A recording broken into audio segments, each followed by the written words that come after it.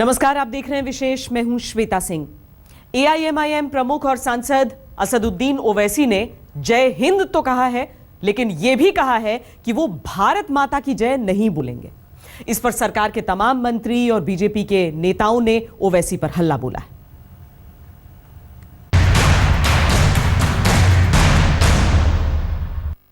भारत माता की 7 समंदर पार गूंजी भारत माता की जय। भारत माता की जब खुशबू के शहर में फैली भारत माता की जय की खुशबू। भारत माता की भारत माता की कम्युनिस्टों के देश में भी जब गूंजने लगी भारत माता की जय। भारत माता की और तो और जब लाल किले की प्राचीर से पूरे देश ने सुनी और सुनाई भारत माता की जय। भारत माता की, भारत माता की। यह सिर्फ एक नारा नहीं है, बल्कि वतन पर मर मिटने की भावना जगाने वाली वो दीवानगी है जिसने गुलामी के दिनों में आजादी का सपना जगाया था और आजादी के आंगन में बेहतर भविष्य का रास्ता दिखाया।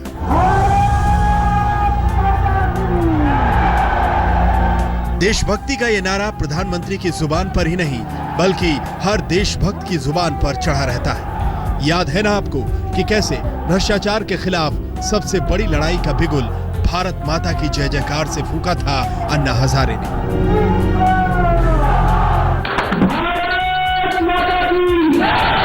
राजनीति की दो धाराएं जहां मिलती हैं, वहां आपको भारत माता की जय सुनाई पड़ेगी। तभी तो चाहे प्रधानमंत्री नरेंद्र मोदी हो या दिल्ली के मुख्यमंत्री अरविंद केजरीवाल, दोनों की जुबान पर चढ़ा रहता है भारत माता की जय जयकार का नारा।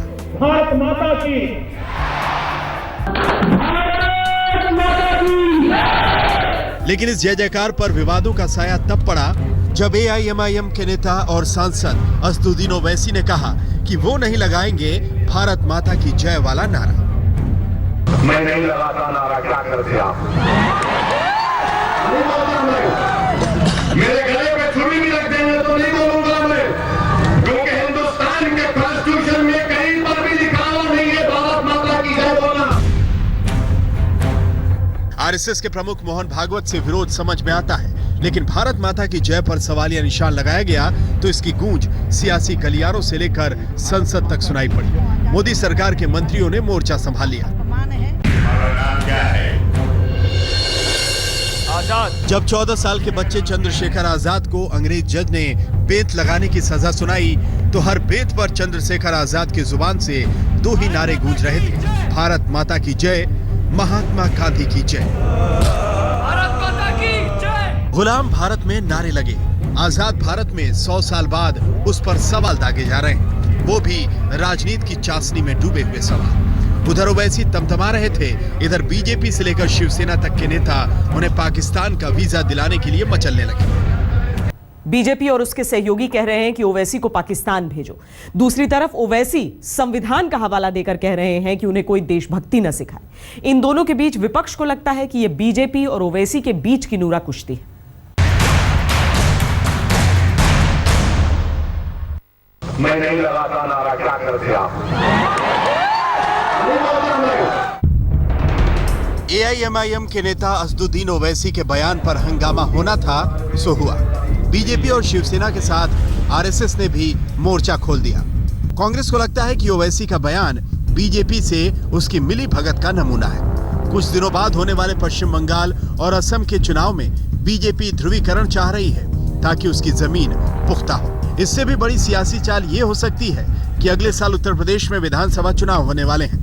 उस चुनाव में अगर ओवैसी अपने मुस्लिम कार्ड के साथ उतरते हैं तो ध्रुवीकरण का फायदा बीजेपी को हो सकता है, क्योंकि तब मुस्लिम वोट के समाजवादी पार्टी, बीएसपी, कांग्रेस और ओवैसी में बंटने की संभावना बनी रहेगी। इसीलिए कांग्रेस ने सीधे सीधे कह दिया कि बीजेपी और ओवैसी तो एक ही सिक्के के दो पहलू हैं, लेकिन दूसरे विपक्षी दल खुलकर कुछ बोलने से बच रहे हैं। अब सवाल है कि क्या मजहबी कारणों से ओवैसी को भारत माता की जय बोलने में गुरेज है? अन्ना आंदोलन के समय जामा मस्जिद के शाही इमाम ने कहा था कि इस्लाम में राष्ट्र या भूमि की पूजा करने की इजाजत नहीं है, यहाँ तक कि उस माँ की पूजा भी नहीं होती जो बच्चे को 9 महीने तक अपने गर्भ में रखती है। राजनीति और धर्म की बिसात पर देशभक्ति के नारे की गोटियां फेंक दी गई हैं। अब इंतजार कीजिए और देखिए कि नारे पर छाए विवादों की गूंज जाती कहां तक है। आज तक ब्यूरो। भारत माता की जय वाले नारे पर मचे बवाल की कहानी जेएनयू विवाद तक जाती है। जेएनयू में देश विरोधी नारों पर बवाल मचा। उसके बाद आरएसएस प्रमुख मोहन भागवत ने कहा था कि सबको भारत माता की जय के नारे लगाने की जरूरत है। भागवत के इसी बयान पर ओवैसी ने भड़काऊ बयान दिया।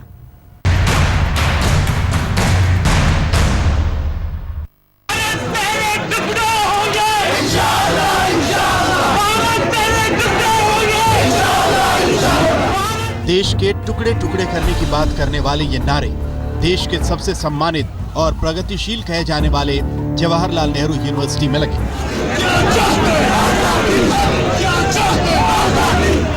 9 फरवरी को लगे ऐसे नारों के बाद देश में बवाल मचा। देशभक्ति और देशद्रोह के बीच नई नई लकीरें खींची जाने लगी। इन सब के बीच आरएसएस प्रमुख मोहन भागवत ने जेएनयू विवाद पर कहा कि भारत माता की जय के नारे लगने चाहिए देशभक्ति के लिए। पण आता थोडासा काळ असा आलेला आहे